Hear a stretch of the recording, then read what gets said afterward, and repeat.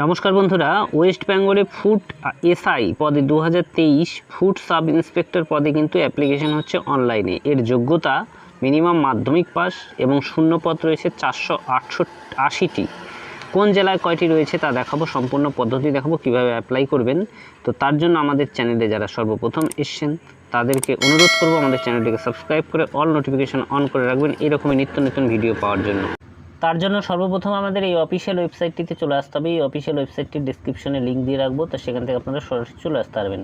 এখানে আসার পরে দেখুন বাম দিকে ডান দিকে অনেক নিউ ফ্ল্যাশিং হচ্ছে অপশনগুলো, এগুলো নতুন নোটিফিকেশান ছেড়েছে। তো এখান থেকে ডান দিকে দেখবেন এখানে ক্যান্ডিডেট কর্নার বলে একটা লেখা আছে, এখানে লেখা আছে অ্যাপ্লাই অনলাইন। এখানে ক্লিক করবেন। এখানে ক্লিক করার পরে তিনটি অপশন আসছে, দেখুন অ্যাপ্লাই নাও, রেজিস্ট্রেশন ওয়াইজ এবং গাইডলাইন। আমরা প্রথমে গাইডলাইনটি দেখে নিচ্ছি কি কি গাইডলাইন রয়েছে এবং কীভাবে অ্যাপ্লাই করতে হবে। এখানে দেখুন প্রত্যেকটি স্ক্রিনশট করে স্টেপ বাই স্টেপ দেওয়া আছে, কোন অপশনে থেকে কোন অপশানে আপনাদের ক্লিক করতে হবে, কোন অপশানে গিয়ে আপনাদের কী ইনফরমেশান দিতে হবে, তার সমস্ত গাইডলাইনগুলো এখানে দেওয়া আছে।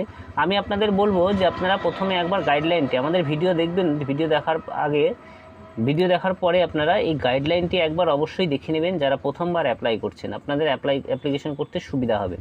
তো গাইডলাইনটির প্রথম থেকে নিচে স্ক্রল করে পিডিএফ ফাইল রয়েছে, প্রত্যেকটা স্টেপ কোন স্টেপে কি করতে হবে তার জন্য সমস্ত কিছু এখানে দেওয়া আছে। যদি গাইডলাইন দেখে বুঝতে না পারেন আমাদের ভিডিও আরেকবার দেখে নেবেন, আমাদের ভিডিওতে সম্পূর্ণ স্টেপ বাই স্টেপ বোঝানো আছে যে কিভাবে আপনি কোন অপশনে গিয়ে কি করতে হবে, তারপরে আপনি অ্যাপ্লিকেশন করতে পারবেন। তো এখানে দেখুন দুটি অপশনের মধ্যে আমরা মিডিলের অপশনটা সিলেক্ট করলাম।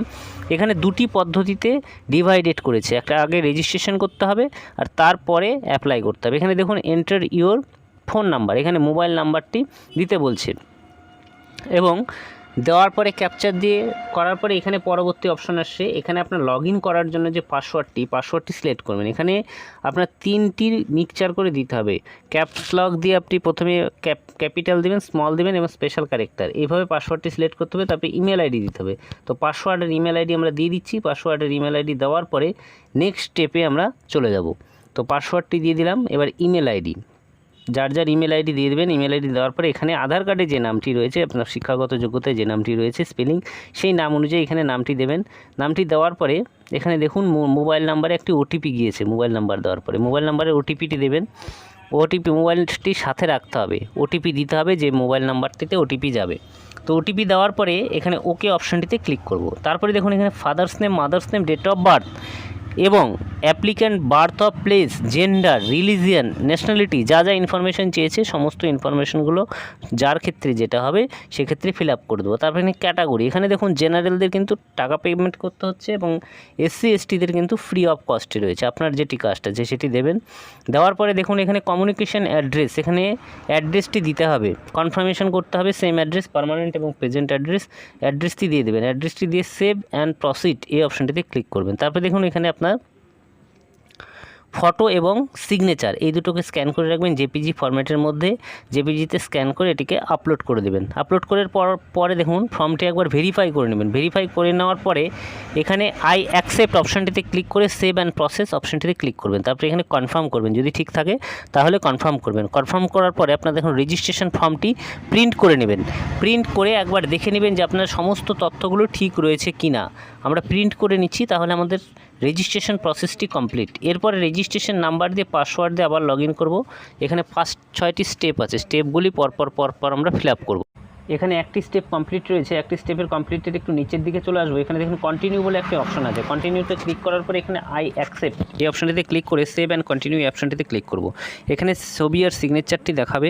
এরপরে দেখুন নিচের দিকে চলে আসার পরে এখানে কিছু ইনফরমেশন চাচ্ছে, আপনি কি আগে চাকরি করেছেন কিনা, আপনি কোথায় বাংলায় কথা বলতে পারেন কিনা। একটা কথা মনে রাখবেন, এখানে বাংলা বা নেপালি যে কোনো একটা ভাষায় কিন্তু আপনি বলতে পড়তে লিখতে পারতে হবে, অর্থাৎ বাঙালি এবং নেপালিরাই শুধু অ্যাপ্লাই করতে পারবে। এখানে দেখুন আপনি কোথাও মাদার টাং কি বেঙ্গলি, তারপরে আপনি কোথাও চাকরি করেছেন কিনা, আপনি কোনো স্পোর্টসম্যানের সার্টিফিকেট আছে নাকি, আপনি কোনো এক্স সার্ভিস কিনা, তারপর আপনার ডিসেবিলিটি আছে কিনা, আপনি পিডাব্লিউডি কিনা, তারপরে দেখুন এখানে যে আপনার ক্ষেত্রে যা হবে, বেশিরভাগ ক্ষেত্রে আশা করি নো হবে। তো যারা আগে চাকরি করেছেন তাদের ক্ষেত্রে ডিটেলসটা একটু পাল্টাবে।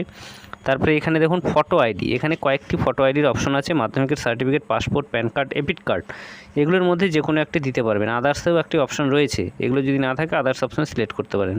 তো মাধ্যমিকের দিতে পারেন বা আপনার ভোটার কার্ড যদি থাকে, এখানে ভোটার কার্ডটি দিতে পারেন এবং ভোটার কার্ডের নাম্বারটি দিতে হবে।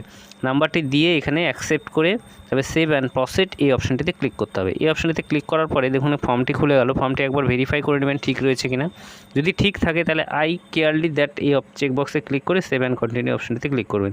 এবার এখানে মাধ্যমিক উচ্চ মাধ্যমিকের যে যোগ্যতা রয়েছে, আপনার মাধ্যমিক উচ্চ মাধ্যমিক কত সালে পাস করেছেন, কত পার্সেন্টেজ পেয়েছেন, সেগুলি দেওয়ার পরে নেক্সট অপশনটিতে ক্লিক করবেন। ঠিক যদি থাকে, প্রপারলি যদি থাকে, এখানে ওকে করবেন। ওকে করার পরে এই স্টেপটিতে এখানে কন্টিনিউ করে দেবেন। কন্টিনিউ করার পরে দেখুন এখানে এক্সাম সেন্টার চুজ করতে বলছে, আপনি কোথায় পরীক্ষা দেবেন সেই এক্সাম সেন্টার এখান থেকে চুজ করতে বলছে। ঠিক আছে, এখানে দুটো অপশন রয়েছে, সেই দুটো অপশন যদি না থাকে আপনার আদার্স করবেন। আদার্স করার পরে আপনার ডিস্ট্রিক্টটি এখান থেকে সিলেক্ট করতে হবে যে আপনি কোন ডিস্ট্রিক্টের আন্ডারে আপনি পরীক্ষাটা দিতে চাচ্ছেন, এক্সাম সেন্টারটা আপনার কোন ডিস্ট্রিক্টের আন্ডারে হবে। আপনার নিয়ারেস্ট যে কোনো যে ডিস্ট্রিক্ট হবে বা যে শহর হবে সেই শহরের নাম এখান থেকে সিলেক্ট সার্চ থেকে দেখে নিয়ে আপনি সিলেক্ট করে দেবেন। ঠিক আছে, আপাতত সিলেক্ট করে দেওয়ার পরে এখানে দেখুন লাস্ট স্টেপে আমরা চলে আসছি, সেভ অ্যান্ড কন্টিনিউ এই অপশানেতে ক্লিক করব। এবার আপনার সামনে পুরো ফর্মটি চলে এসছে। এবার এখানে ভালো করে একবার দেখে নেবেন যে আপনার ফর্মে কোথাও ভুলভ্রান্তি রয়েছে কিনা। যদি ভুলভ্রান্তি থাকে তাহলে আপনি এখনও এটিকে ব্যাক করে সংশোধন করার একটি কিন্তু অপশন রয়েছে। ঠিক আছে, একবার ফাইনাল সাবমিট করে দিলে এই ফর্মটিকে আর আপনি সংশোধন করতে পারবেন না। তো বারবার বলছি, ফাইনাল সাবমিট করার আগে আপনি ফর্মটিকে বারবার দেখে নেবেন। এতক্ষণ ভিডিওটি দেখার জন্য ধন্যবাদ। চ্যানেলে নতুন হলে চ্যানেলটিকে সাবস্ক্রাইব করে অল নোটিফিকেশন অন করে রাখবেন। আপনাদের কাজের ভিডিওই আমাদের চ্যানেলে বারবার দিয়ে থাকি। ধন্যবাদ, দেখা হবে নতুন কোনো